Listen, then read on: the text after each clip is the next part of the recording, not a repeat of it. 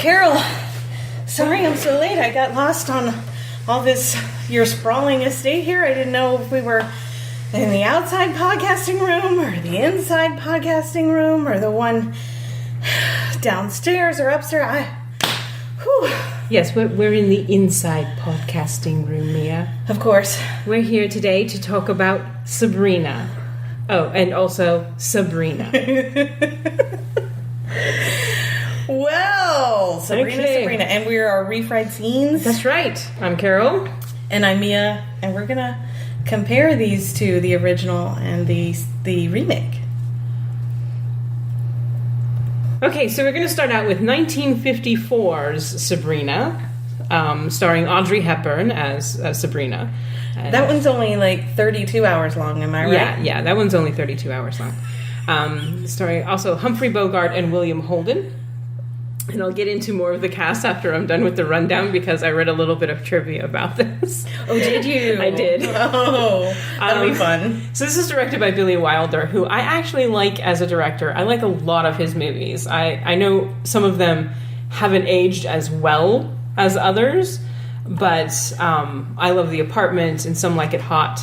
And there's a few others that he did that I really enjoyed. But I had never seen this one. I had never seen either version. Yeah, neither had I. And this one was new. This was on my to-be watched list forever and ever, but I was never in the mood for a romantic comedy from the 50s. Yeah, that's really neither of our... It's not our boathouse. It's not our, luxury yacht. If I was scrolling through movies to watch for 2 hours, I would probably still not pick a romantic comedy. But here we are. So this, like I said, is 1954.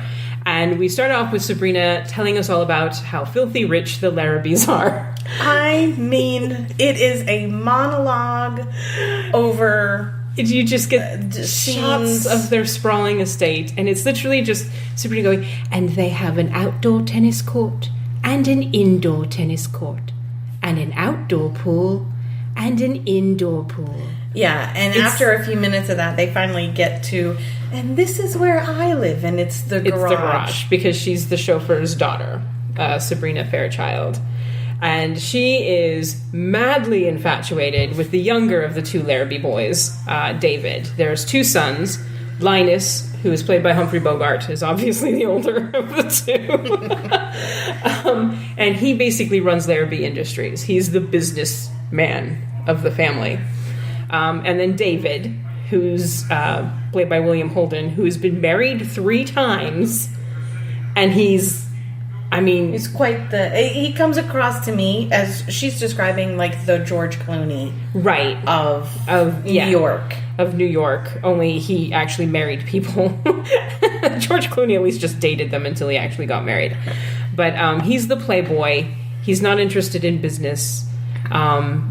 He's been kicked out of several schools. He's, like I said, had 3 failed marriages, and he's in his early 30s. So... And she's watched him as a little girl just sort of... I did this when I was a teenager. You just sort of become infatuated with somebody beyond reason. Right. And she's due to go to Paris to study at a culinary school, and she's watching the last party of the season at the Larrabee Mansion. And David is dancing with this girl who has the giggle of an insane circus clown. This woman's giggle is the stuff of nightmares. If you just watch that beginning bit just to hear the giggle, it will give you nightmares. But he's dancing with this girl, and Sabrina's very jealous. And then he does this thing where I guess he takes his conquests to the indoor tennis court to, have at it.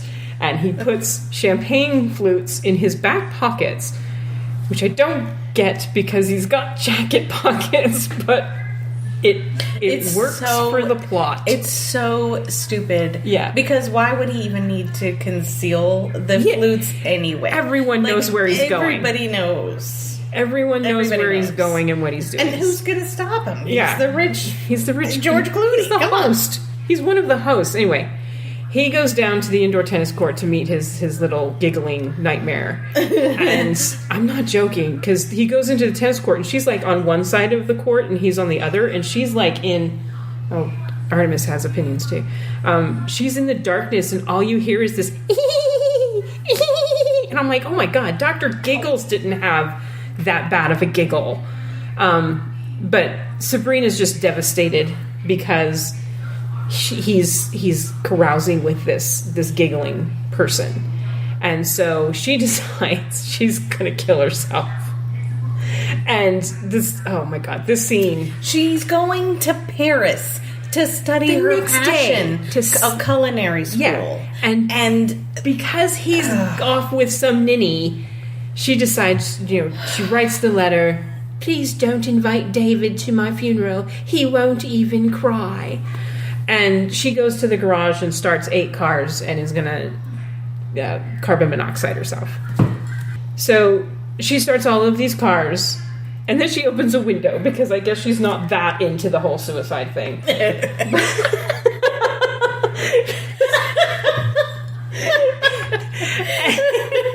And Linus finds her because she's still starting to pass out. And he throws her over his shoulder. I didn't even catch this part. I must have been vomiting. Okay. From the... from the giggling. The nausea. Anyway, he throws her over his shoulder and takes her to the garage. And she creates this stupid lie that she was trying to fix one of the cars or something ridiculous. But Linus saves her life, basically.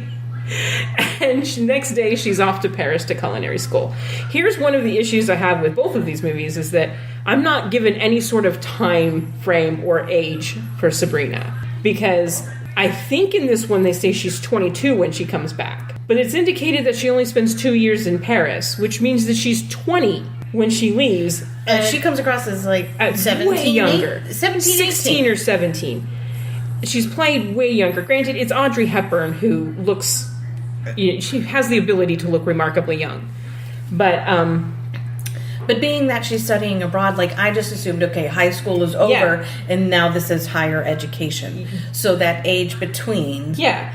But I thought she was in Paris for like 6 years, 5-6 years. I mean, if you're studying at a highfalutin French culinary school, you're not getting out of there in 2 years. That's... yeah. But... I guess... I don't know. Anyway. I don't know. She spends time in Paris, and the whole time she's mooning over David.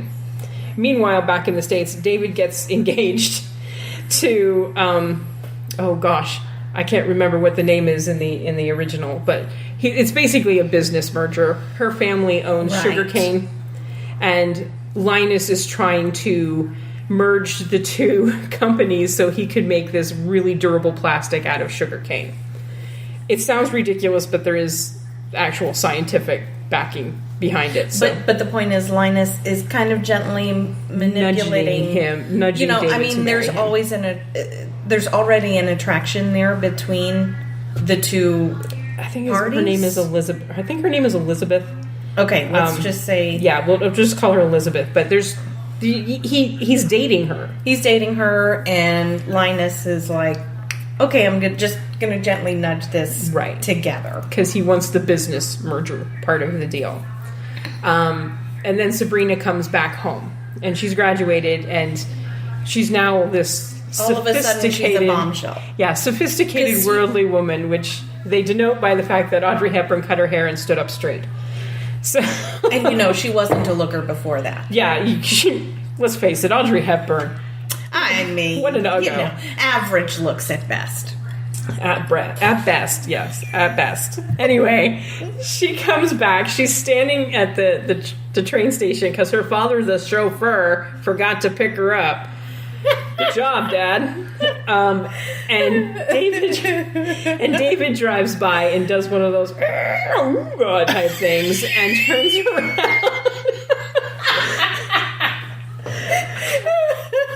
We're laughing far more during this podcast than I did during this entire romantic comedy. We have to make this funny because otherwise it's just going to be a bitch session. That's right. Nobody wants to listen to that. That's right. So he turns around and offers her a ride home. He doesn't recognize who she is because, I mean, she looked like Audrey Hepburn before, and now she looks like Audrey Hepburn with short hair. So, obviously... He just doesn't recognize her, and it goes to show how little attention he paid to her. Yes, how incredibly little attention he paid to her. But then he realizes, oh my god, it's Sabrina... Oh no! Don't say that yet. Go through the whole game. Oh, she made a whole game of it. Oh, I live on your street. I'm your neighbor. He's picked her, and he's driving her. Yeah, he's to driving her house. To her house, which she's not telling him where it is yet. She's just kind of gently going, "Oh, make a left here." Blah blah blah. Mm-hmm. And during this commute, he's flirting with her, and she's enjoying the flirtation. Yeah. Let's say. Yeah. And just having such a grand old time, knowing that he doesn't recognize her. Yeah. And she's having a good time with that. She knows at this point that he's engaged. Yeah. If you were infatuated with a man and I knew he was engaged for 18 years, and he does not recognize you, are you having a good time with this? No. Or are you thinking, man, this is what a fucking D-bag. Sucker. Okay, so we're on the same page there. Yes. On the same page. So anyway, he gets to the house and oh my god, it's Sabrina. Everyone else recognizes her.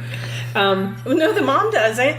The mom doesn't at the party, yeah. But then the mom and dad pay about as much attention to their staff that's true. That David does. Linus does recognize her, I think, in both versions he does, yeah. But it's very casually, oh hey Sabrina. So David invites her to the Laramie party that's happening that night.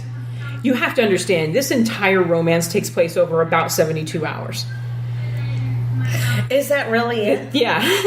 It's less than a week. Oh, okay. It's less than a week. That is right. I remember less that than a week, now. yeah. So he invites her to the party that's happening that night. And she shows up in this fabulous gown because she's Audrey Hepburn. And apparently she's making enough money to afford fabulous French gowns. And she probably doesn't have other friends that, are like vying for her time because they haven't seen her for 2 years. Yeah. Nope. No. It's all about David. So she goes to this party and her and David dance. And David, of course, is inviting her to the indoor tennis court because that's what he does. And putting champagne flutes in his back pocket. And Linus realizes what's happening, and he doesn't want to lose the business merger that is the marriage. So he pulls David aside and then tricks him, and David sits down on the glass flutes and gets an ass full of glass, basically. They have to take him to the ER. Yeah. So a doctor has to pick glass out of his butt, and he's out of commission for a couple of days.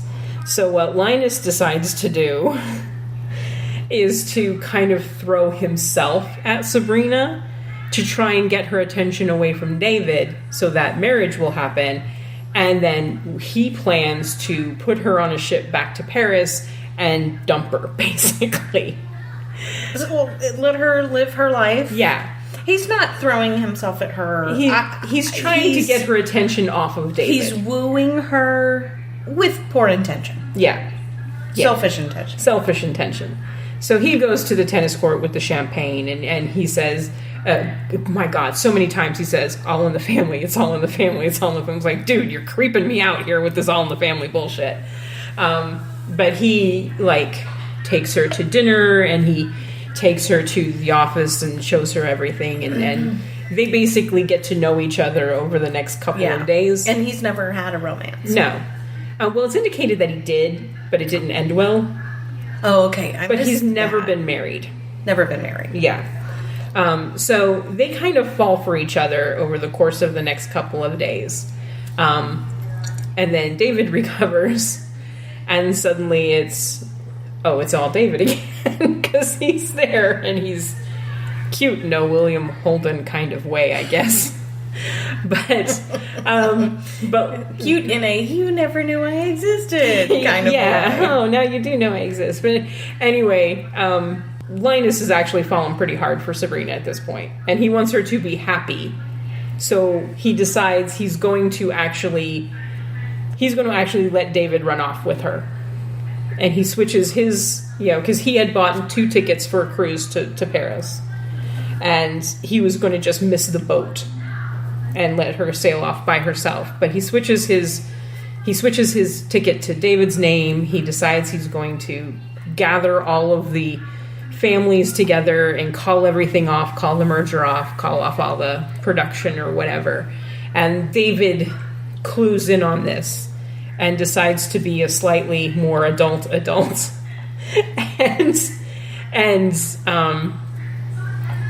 goes into the meeting insulting the hell out of Sabrina so Linus will react and hit him, showing that he loves her. And then he throws, he says, go after her. So he goes onto the boat and they find each other, and apparently they live happily ever after. The end. Mm-hmm. So that's the 1954 version. Humphrey Bogart was not the first choice for the role of Linus. It was actually supposed to be Cary Grant.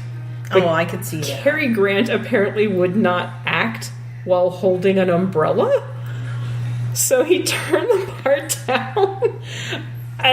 They make a thing that Linus is never seen without his hat and his umbrella, and he looks like a bit of a mortician. But I don't know. But Cary Grant turned it down, and it was offered to Humphrey Bogart, and Bogart apparently was insulted that he wasn't the first choice, and he felt he was a very poor fit for a romantic comedy. So okay. He felt completely out of place. He also hated William Holden and thought Audrey Hepburn was untalented. Wow, this is a lot of drama for this movie. For this movie. And at one point, Billy Wilder had to stop production and tell Bogart he had to apologize to the scriptwriter before he would film another scene. Oh, fuck that. I would not have apologized to the scriptwriter. I would have had some harsh words for the scriptwriter.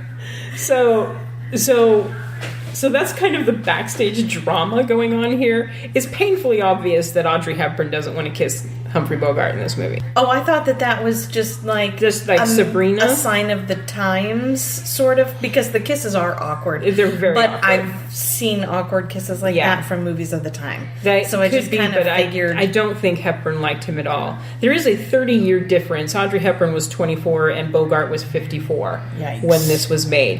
I didn't realize it was that much. Yeah, but then he was also irritated because he wanted Lauren Bacall to play Sabrina because he was married to Lauren Bacall and she was 25 years his junior. And I think he started dating her when she was 19. But hey, they write songs about that romance now. The age thing doesn't... It wouldn't bother me as much if Sabrina was treated like an adult, but nobody in this film treats her like an adult and she doesn't act like an adult. So it kind of squicked me out a little bit. Because she is... Is this where we're going to talk about our problems with the movie? Because, boy. Let's go through the remake real quick. Right. It's basically the same story. They just cut some things out. And Sabrina's study is photography. Fashion and photography. So she gets an intern. Yeah, she gets an internship at Vogue. Seriously... What the hell? You got her going to Le Cordon Bleu in the first film, and she's interning at Vogue in the second film, and where is she getting these contacts? As a Not from the Larrabee boys. Not from the Larrabee boys who don't know she exists. But it's the same type of thing. Here we have Harrison Ford as Linus, and Greg Kinnear as David, and Julia Ormond as Sabrina. And she goes to study fashion. They cut out the whole suicide thing, which... Thank you, because that was cringy. And she did have a love interest in Paris. In Paris, which I'm like, what's wrong with French boy? He's about as cute as Greg Kinnear. And he respects her and knows her name. But hey, we don't all have to marry our first crush relationship. No, this isn't Harry Potter. Anyway, so she studies fashion in France and comes back, and now we know she's sophisticated because she cut her hair short and she's dressing like a 40-year-old. I don't know who dressed Julia Ormond in this film, but damn, it's all business suits and these matronly gowns that she wears. She has that I want to say Capricorn like style, like she dresses in pantsuits. Yeah. She has that it's mid-90s type of look. It's the mid-90s. So, and it's very much the mid-90s. But here, it's not necessarily a business merger with David marrying his girlfriend he actually likes her. He actually loves her. She's a pediatrician in this one, not just a debutante. And she's Lauren Holly. Lauren Holly. Yeah. So he actually appreciates her and wants to marry her, but here comes Sabrina, and he immediately is like, oh, but Sabrina, I've fallen for her completely after one dance. And so we get the same thing where Linus tricks him into sitting on champagne flutes and then keeps him drugged for a couple of days while he has Sabrina take pictures of their lake house because he's thinking of selling it. It's just an excuse to get her alone. And they go to dinner and stuff, and they fall in love. It also opens with the same goddamn monologue. They didn't learn anything over that time. An indoor tennis court and an outdoor tennis court. Oh God. It was... Here, it was grueling. Yeah, here Dad Larrabee's gone. Mom Larrabee is the kind of matriarch here. And she at least has a little bit of sense. They also end this one weirdly. Because you get the whole thing where David kind of adults up and decides he's going to marry his fiancée and save the merger, and he sends Linus off to go find Sabrina. But before going off to Paris, Sabrina's father tells her that due to the inside trading that he's been hearing through the window of the limousine, he's now a multimillionaire. But he's still driving the damn car. Yeah, he's just been kept that on the low so that she had money. Basically. And he likes chauffeuring because it gives him time to read, which I appreciate, but you'd have more time to read if you retired on that millions. I don't know. To me, that was... Well, he was also chauffeuring her around on their dates. Yes. With Linus. Yes, which is weird. Super creepy. Creepy. I didn't even like when I was 15 or 16. I didn't even like my dad driving me around to my dates. Yeah. No. It's awkward. So this is awkward, and I don't know why they threw in the fact that he now has money. I guess so she didn't seem so much like they didn't want her to come across as like a gold digger. She didn't come across as a gold digger. Because she's offered money in both versions. Linus he doesn't come right out and offer her money, but he subtly insinuates that he could give her a whole lot of cash if she goes away in both versions, and she refuses. So it's not like she's in it for the money, and besides, she just got done doing an internship at Vogue. I'm pretty sure she can get herself a job at a magazine. But here, Dad has to be rich too, and still take Linus to the airport to go find her. I don't know. That just seemed weird. Maybe it was a way to redeem the dad for, like, not raising her to be a fucking empowered woman. I'm sorry. Yeah, because once again, she's treated like a child. I'm just gonna lay in right here. Yeah, go ahead. Like, come on. This movie is all about keeping the class system in the class system, and about whether or not these rich guys can actually fall in love with a beautiful, talented woman, even if she's the help. Yeah. Like, I can't. She's not even the help. She's never worked for the Larrabees. She's just the chauffeur's daughter. But they treat her like she's like, the help, which is beneath. And I cannot stand that. I really, really, truly cannot stand that. And you can't tell me that not one time did she realize that growing up. Like, I get having the rose-colored glasses and having a crush on the boy next door. I get that. But at some point, wake up. Particularly when you're in your late teens or you're off in Paris and you're being wooed by some French photographer who's teaching you how to take photos and is helping your career. And, yeah, exactly. When you learn more about the world. Yeah. Come on. But you're still thinking about the blonde guy back home who's dumb. Who's shagging everything that comes his way. Yeah, it's just disgusting. Yeah. It's just really disgusting. So I had a serious problem with both of movies. them. My serious problem with both movies was Sabrina. I was honestly expecting the remake to somehow rectify that so it wasn't such a disgusting premise. And they didn't. They didn't. They made it even worse. because she had a relationship in Paris, and then she still wanted to go back to that? That's fucking bullshit. And she in the remake, she doesn't find out David's engaged until she actually gets back. And then she's crying about, oh my God, he's engaged. What did you expect from this dude that didn't even... Even in her own narration, she says... he was just as good at school as he was in relationships. Yeah. You know, kind of watch this guy. I mean, his lack of commitment. It's more obvious in the original where he's been married and divorced 3 times. That should give you a clue that, you know, he's in his early 30s and he's been through 3 wives. Yeah, this dude can't handle a relationship. In the new one, I don't think he's been married before, but he does not hold relationships well. I also, man, Harrison Ford just sleptwalk his way through this entire film. He's a good actor. I know everyone just knows him as Indiana Jones and Han Solo, but when you give him a good dramatic role, or even a slightly comedic role, he's not bad. Here, I just felt like he was barely present. I liked that about his performance in this, because they needed somebody subtle. Yeah. To counter Greg Kinnear. Yeah, although Greg Kinnear is in this far less than I anticipated him to be. He's drugged for a lot of this. Yeah, they show cuts of him, like, basically calling her from the hospital. Yeah. Or from his... I don't know if he's in a hospital bed because it's dark. I'm assuming he's somewhere in the house. I'm assuming they're somewhere in the house. But he's got bandages on his butt. Anyway. So... I just had such a hard time with the... I had such a hard time with the title character. I did not like Sabrina. In either one of these films, I did not like Sabrina. I will say I was more partial to Humphrey Bogart's... Her dad! Only one time does he say to her something to the effect of, they're always going to look at us like the hell. Yeah.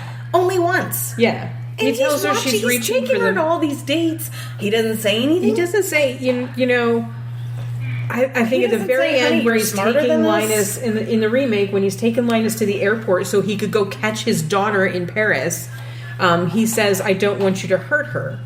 Well, Jesus, you probably should have been saying that to your daughter before she left and got mixed up with these 2 dingbat boys. How about make sure nobody questions why she's interested in either gentleman?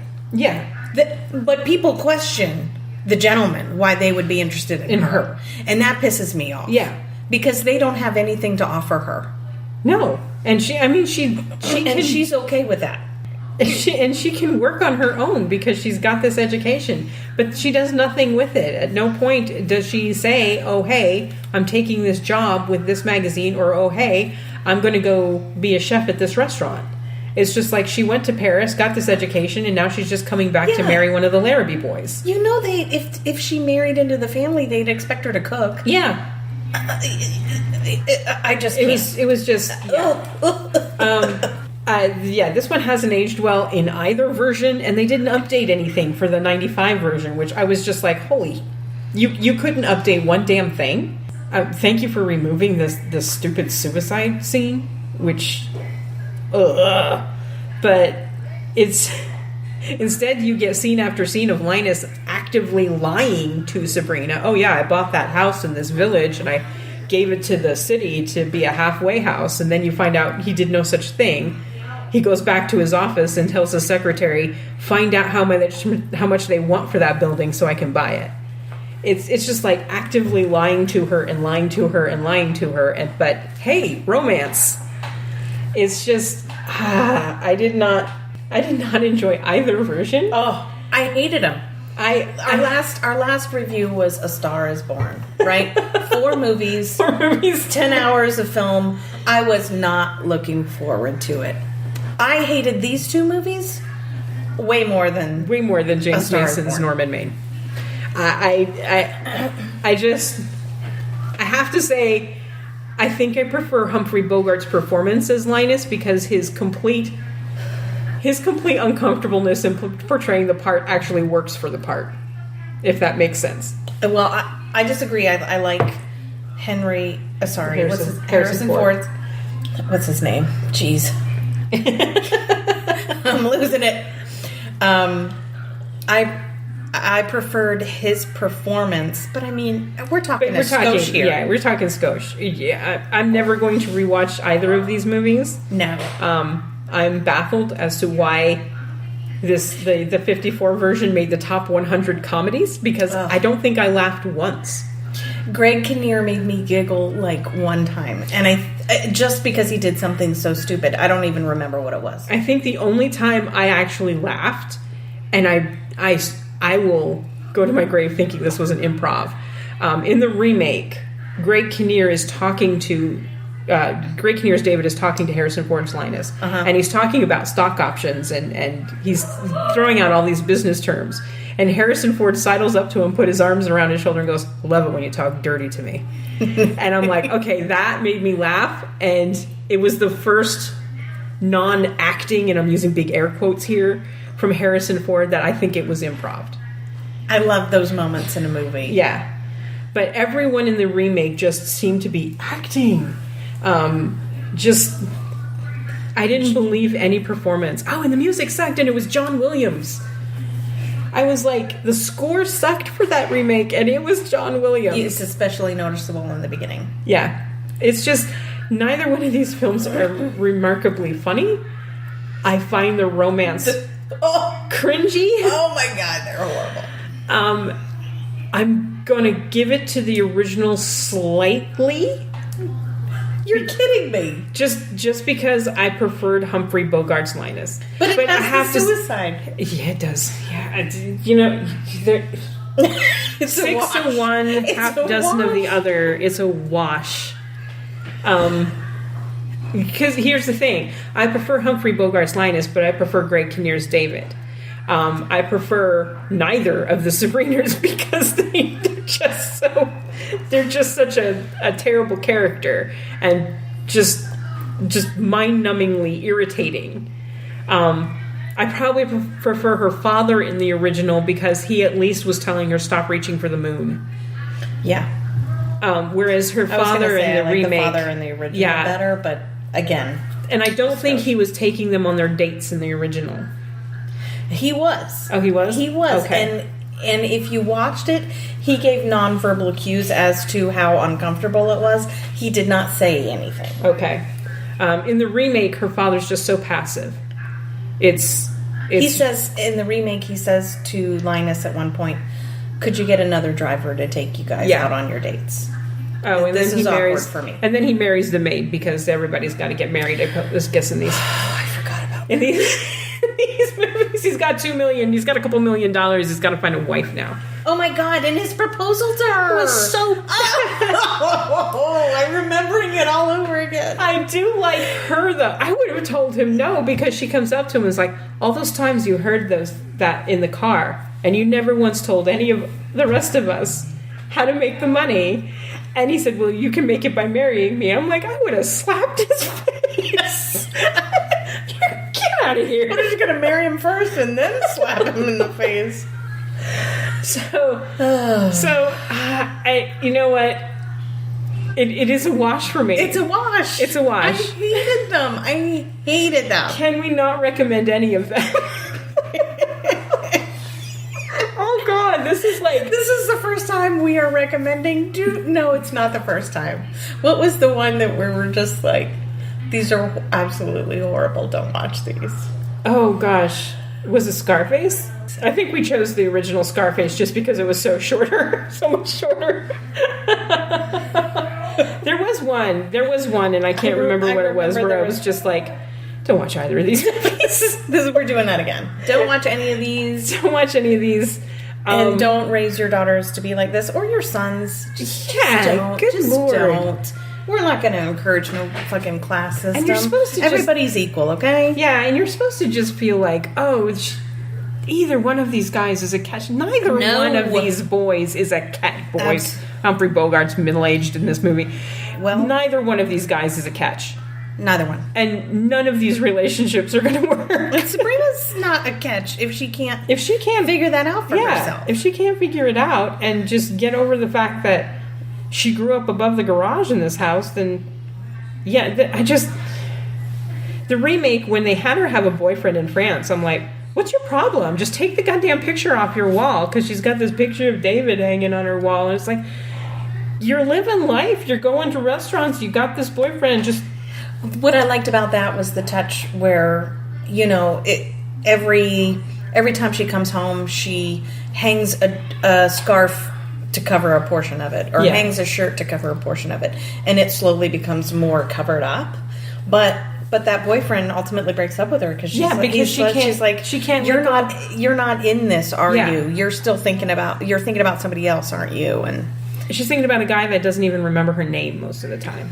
Yeah, so she's put him on a pedestal, and he's become an icon. Yeah, but so that's that. That is that. Sabrina, 1954 and 1995, where they didn't even update the 40 years between. Oh. Well, let's roll for the next movie. Okay, so I rolled a 20. Please be a good movie. Please be a good movie. Please be a good movie. Please be a good movie. Flatliners. Oh. Okay, that's not bad. Okay, I remember seeing the original to that when I was, like, probably too young. I was old enough to watch it, so I'm old though. So Flatliners, that will be interesting because I have not seen the remake. I haven't seen the remake at all. Yeah, I haven't seen the original in a couple of decades. Yeah, since it came out. Jesus. That came out in the 80s. Right. That was close to 40 years ago. We're going to ignore that. But yes, next time on Refried Scenes, we will do Flatliners. Cool. Thank you for listening. Thank you. Signing off.